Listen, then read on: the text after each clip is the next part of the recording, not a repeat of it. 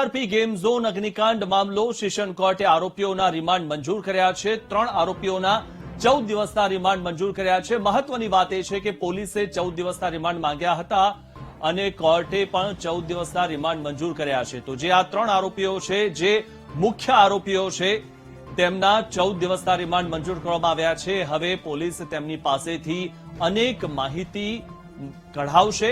મહત્વની વાત એ છે કે આ જે આરોપીઓ છે તે અનેક નિર્દોષોના મોતનું કારણ છે।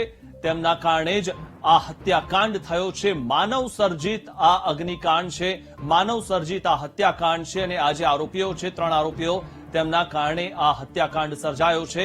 તેમની લાપરવાહીના કારણે આ હત્યાકાંડ સર્જાયો છે। અનેક લોકોએ જે જીવ ગુમાવ્યા છે। મહત્વની વાત એ છે કે હજુ પણ જે મૃતદેહો એવા છે કે જેમની ઓળખ થઈ શકી નથી। જેમના ડીએનએ ટેસ્ટ થશે ત્યારબાદ તેમની ઓળખ થશે।